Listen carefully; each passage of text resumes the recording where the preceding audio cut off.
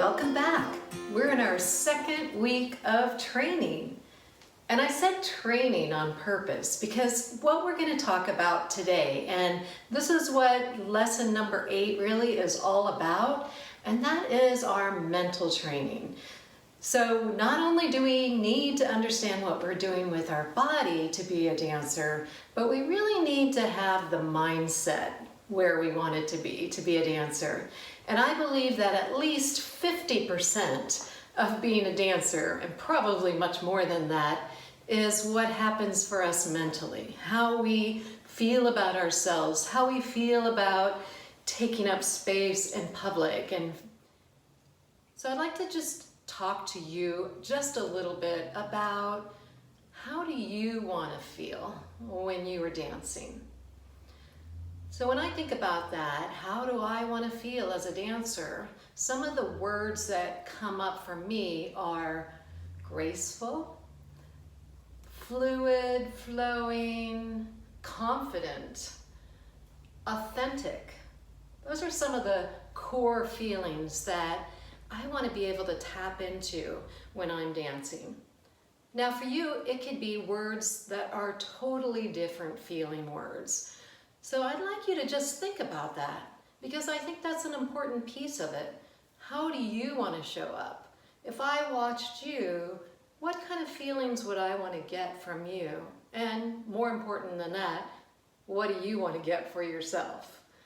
So think about that, and as we continue on and we're practicing, and just as you're in your flow and hooping, think about how you can tap into those particular feelings. For me, tapping into that feeling of gracefulness is learning how to be fluid with my movement and flowing.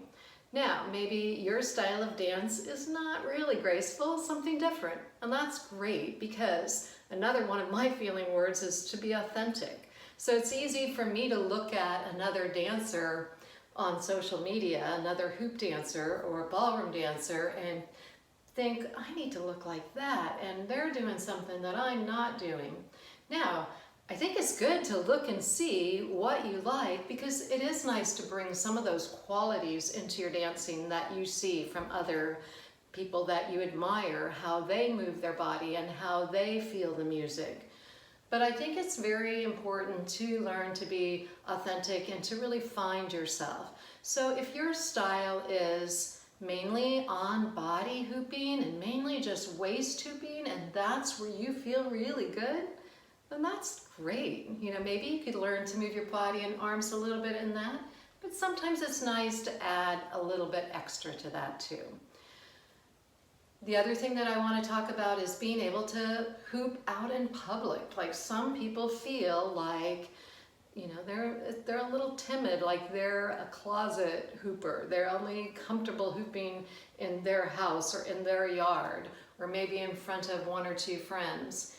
And I've had that feeling before too. I actually go to the beach a lot and hoop, and when I first started doing that, I would put on my beach hat and my sunglasses and my headphones, face the ocean so I didn't see anybody walking by, and just pretend like nobody was around.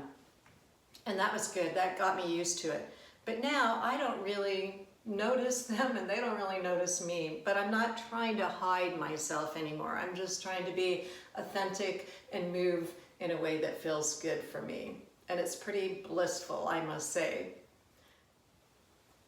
So I want you to find your place and use the hoop dancing in a way that speaks to you. So maybe you have a style that's very slow and meditative sometimes, or maybe all the time.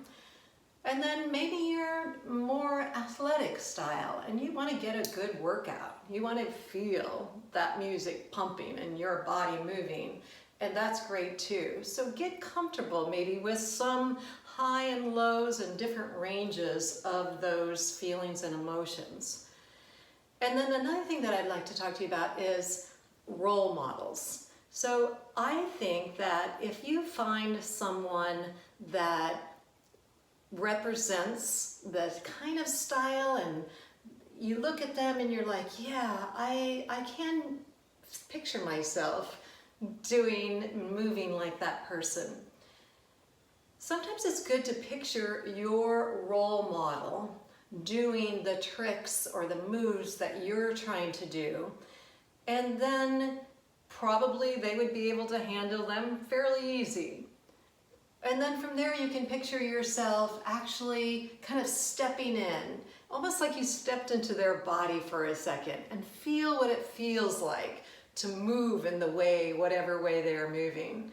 And almost like you're looking out of their eyes and see what they might possibly see when they're doing their movement. And then feel what that might feel like to be able to move in that way that has those qualities that you admire.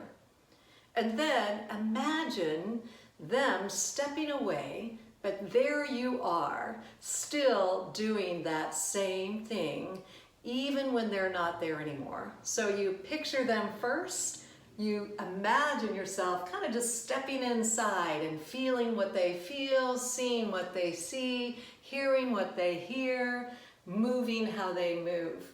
Then they'll step out of it, and there you are actually doing it. We use that in competition dancing, and they use that in a lot of sports also, to be able to get that feeling past what you might be feeling in your body at this point. So that's a good trick. And then the other thing I would like to say too is getting used to visualizing yourself. So if you are doing a particular combination or choreography or a performance or whatever level that you may be at, visualize yourself doing maybe those two tricks in a row or that full choreographed routine, so that you can prepare yourself mentally. Because studies have shown that if you are doing it mentally without physically even moving, it fires off the same regions, the same places in the brain that actually fire when you're doing it. So you can kind of trick yourself into being a better dancer in a sense. So today I'd like you to just go ahead. I'm not going to add any particular movements or choreography or anything like that, but I'd like you to just go ahead and do a little bit of flow today in whatever you like doing, and consider some of these things. So how do you want to feel? What are some of those qualities and feeling words that resonate for you? And maybe think of who's a hooper that could be a role model for you. And the fun thing about this is that you could picture someone and think about what are the qualities that they have that I find appealing or attractive to my eye. And then you can tweak it a little bit. Well, I like this about this person and this about this person, and kind of build your own model of how you would like to come across and feel, and what resonates, like I said, with you, for you to feel authentic in your personality and your feelings and your dancing.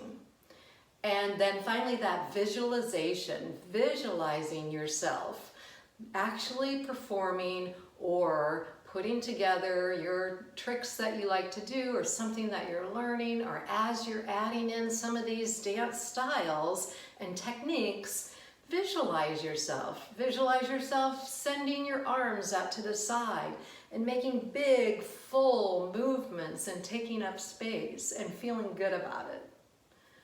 All right, so that's my tip for mental preparation, and have fun with that, and then we will see you back tomorrow.